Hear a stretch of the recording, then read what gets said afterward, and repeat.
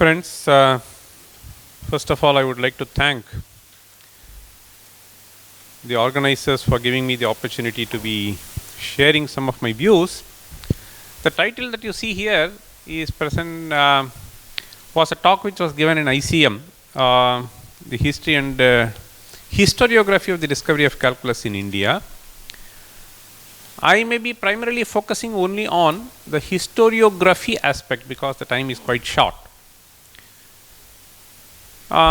If you just look at this outline, I will be saying something on the introduction, then I will be jumping to the fourth topic, historiography, and then I will make a few concluding remarks.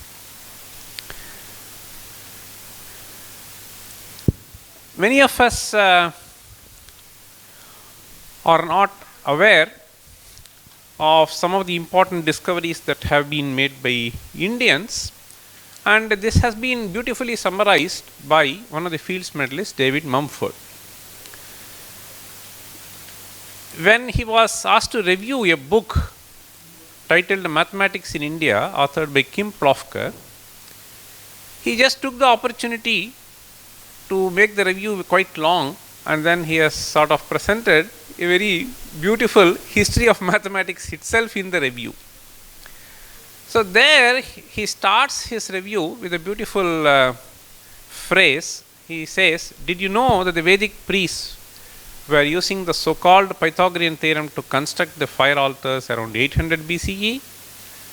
That the differential equation for the sine function in its finite difference form was described by the Indian mathematician astronomer in the 5th century, which he means is Aryabhata." And then he says, Grigori series, so pi is 1 minus 1 by 3 plus 1 by 5, was proven using the power series.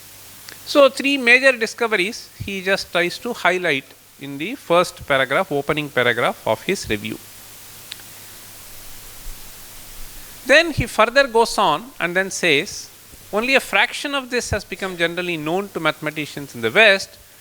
Too many people still think that the mathematics was born in Greece and more or less slumbered until the Renaissance. So it is right time that the full history is known, as many of us were just saying, and so on and so forth. One of the interesting facts that he finally says is, the muse of mathematics can be viewed in many different ways and her secrets teased out of her. So this is the general, towards the end of the article, review, this is what he mentions. So this is just a background to just set you the idea that some major discoveries were made, and these are not well documented and well known. So something like that. What is far well known is that some of these things were not, so this colonial etc., mindset etc., this is something which was stated. But there is some history to the history of the discovery of calculus, which is what I wanted to talk about right now, the historiography aspect. So I will just quickly jump to slide 37 or something like that. I will completely skip the mathematical part of it, and then I will go here. For those of you who may not be aware of the major contributors in the Kerala tradition, we have this Madhava, who is considered to be the pioneer of the Kerala school of mathematics, and the discoveries of Madhava have been documented by later mathematicians and astronomers in the tradition. So all the important discoveries regarding this infinite series etc., we do not find in Madhava's own work, but they are just cited by later astronomers and mathematicians in the tradition.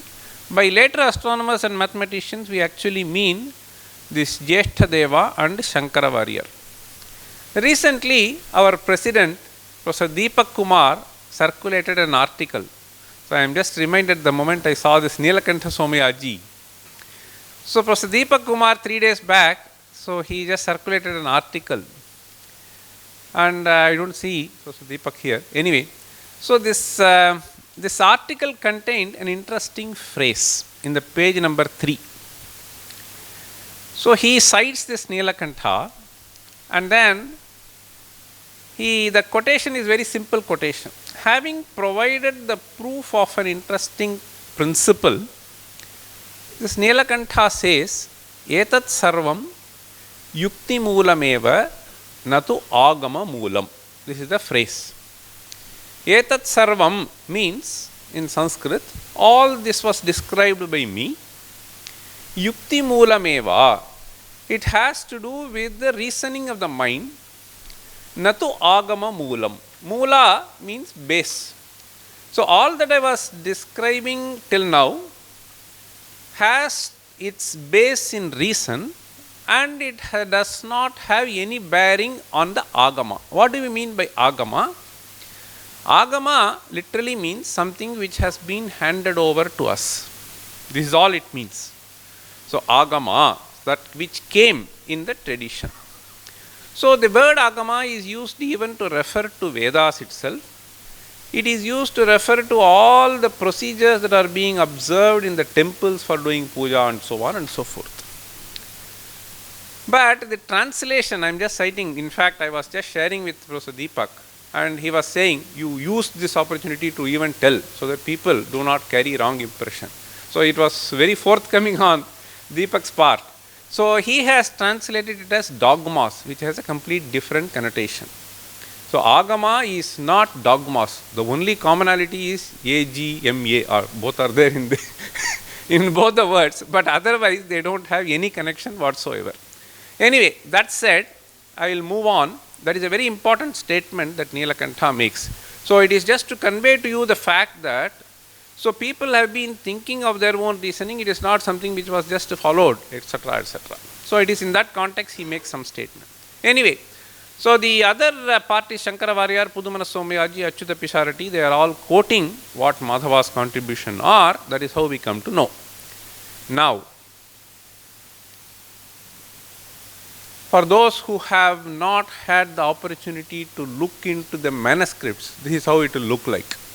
Particularly in the Kerala part, people choose palm leaves and then they will scribe it. So today we have the luxury of writing 10 times and then removing 10 times, and then, so all that is possible. So in this Kerala, once you write this, that is all finished. So this is how the handwritten manuscripts look like. Okay. There is an interesting quotation. Once again, I am just taking it from this Donald Knuth. Some of you may be aware of. He is one of the most important computer scientists. So in the importance of history, since it is that, so he just says, my major failing as a teacher was that I wasn't able to get a single one of my 28 PhD students to realize what a thrill it was to work with the source material. See, so that is what history part is. So we just go back. So the previous speaker, Prasanjit, was also mentioning Projit.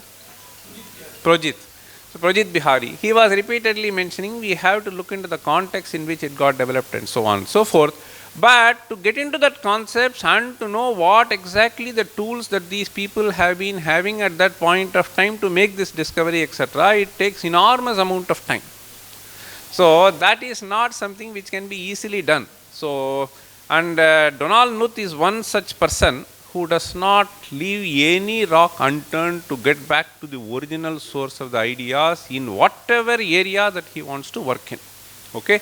In fact, Amartya may also remember that a few years back, maybe around 10 years back or so, he threw the question to us through Manjul Bhargava that where does this string Yamatara Jabhana Salagam come from? So we could only go back and then trace up to 18th century, because this is their important thing in prosody. So he wanted to just get into the problem of combinatorics, what was the basic idea, how did it originate, and therefore he found the string and he wanted to know where exactly it appears. We don't know. It is could be a part of completely oral tradition itself. Anyway, now the historiography part. Now you see, these are some major discoveries which have been made. Sine series and this series and this expression for the derivative of sine inverse function, all of them appear in the form of beautiful verses in the Kerala school. Those who know that how how the series converges, etc., we all know that 26 that you find here is a terribly slowly converging series. And even to get some 5 decimal values correct, you need to calculate million terms in that. So they turned them into fast convergent series like this. Okay. So there are several fast convergent versions starting from 28 up to 34. 34, if you see, you find terms of the power raised to 5, 5 to the 5 and so on in the denominator. It is just a way of rewriting with certain techniques. Okay. So they did all this. Now the point to note is, the title you see, George Heine writes to John Warren. Who is this Heine? He is a British officer, and what does he write about? About a paper which has been authored by some other person called Wish. Wish was appointed as some officer in the early 20s itself when he came to India, and he settled in Kerala. And because of his serious interest in trying to know what the locals had, he interacted with all the people, and then he tried to imbibe this knowledge from them, and he learnt a little bit of Malayalam script and Devanagari, Sanskrit and so on. And I had an occasion to even see this Wish's notebook. In one side you will find the verses in Malayalam, and in the right hand side, which is a blank page, he will note down his own notes, etc., mathematical part of it. So this Wish in 1824 itself, possibly, or 25 at most, authors an interesting paper highlighting the important breakthroughs which have been done by the Kerala mathematicians. And he submits it to Heine. And John Warren was a more senior officer. So the paper goes from Wish to Heine to Warren. This is the background that you need to know. And when it is passed on, Heine puts some remarks and then passes it on to Warren. So this is the remark that has been put. The Hindus never invented the series. It was communicated with many others by Europeans to some learned natives in modern times. So this is, so Wish's argument is that people knew this series and they had been codifying in the form of verses. They have been using it for the past 300 years. So the Heine says, no, it was not, it was only communicated. Mr. Wish sent a list of various methods of demonstrating the ratio of the diameter and circumference of a circle employed by Hindus to the literary society, being impressed with the notion that they were the inventors. I requested him to make further inquiries, and his reply was that he had reasons to believe them entirely modern and derived from Europeans. This is utter lie. Nowhere Wish essentially wants to repeatedly say that I found these to be discovered, but the middleman, Heine, tries to completely suppress the fact and then Wish as if he said that it was borrowed by Europeans. Why is that? He says, observing that none of those used the rules to demonstrate them. Okay? So suppose I do not know how to derive a formula, does it mean that it is something which has to be borrowed from elsewhere? So this is how it is. Then he finally says it is too ridiculous to deserve refutation. Okay, the summary is this. I have only 4 more minutes. No, 6-7 minutes are there. Now you see, based on the nature of the exchanges between, so there were 3 characters, Wish who wrote the paper. Remember, he writes in 25. So I will just show you to the, take you see. This remark is 17th August 1825. Okay, this letter by Heine. Wish was quite convinced that the infinite series were discovered by the natives, where he was staying in Kerala. Heine was quite convinced that the infinite series was not discovered by the natives, but was simply borrowed, and that the Hindus were pretending as originators of the series. Warren, what happens, the third level officer, he tries to go with the opinion of Heine, though initially he felt that the latter's argument is not so conclusive, because Heine simply says that nobody was able to demonstrate and therefore this has been borrowed. This is the kind of thing. Okay? Under such circumstances, just imagine the kind of challenge that would have been faced by Vish, who was hardly 30 years old. Okay, he would have come by 20, and then within 10 years, I mean, he just picked up a lot of things to swim against the current and then place it on record. Okay. Now, so this is something which I liked. Okay, this will sort of convey. So certainly not easy task to wear down. Okay, more senior opponents. Okay, so ये तो paper लेके चलता है. So this Vish is going from here, and there are a lot of hurdles. So the Vish finally, why I am saying is, this gets published in 1834. So draft was made in 1824, and this exchange goes on for several years, and finally this gets published in 1834. So the tenacity that Vish should have had is something which is remarkable. More striking and intriguing development. So this is where the historiography part starts. There seems to have been a kind of consensus among the European Indologists and historians to undermine and suppress it for almost 100 years. This paper gets published in 1834, but if you just look at the literature from 1850 to almost 1944, none of them will try to cite this. And there were other arguments which were presented as to why it has to be hoax. I'll just tell you. So there were people like even Augustus D. Morgan and Charles P. Brown who simply criticize, and they try to not reference that and also castigate this as hoax and forgery. Not providing reference is certainly not out of ignorance. So this is what I wanted to convey. It was clearly a volitional act. I'll just show you. George Thibault, who has interacted with various Indian scholars and has translated some of these texts also. I am just quoting here, you just see. So he cites the article of Vish which was published in 1827, which has to do with the Hindu zodiac.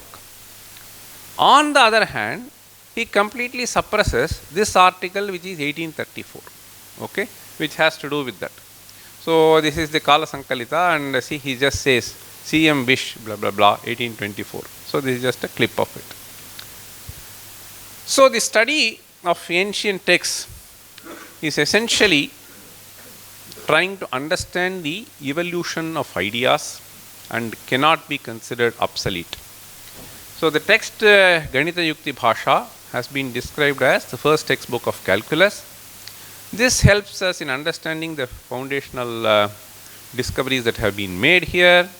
And they had, so this is some mathematical aspect of it, I'll just skip this. So they had done some remarkable work, how to make a slow converging series into a fast converging series and so on and so forth. Now, in the same review which was authored, so Mumford notes this. Madhava of Sangamagrama, who lived approximately 1350 to 1425, he says, it seems fair to me to compare him with Newton and Leibniz. The high points of their mathematical work were discoveries of the power series expansion and so on and so forth. Okay?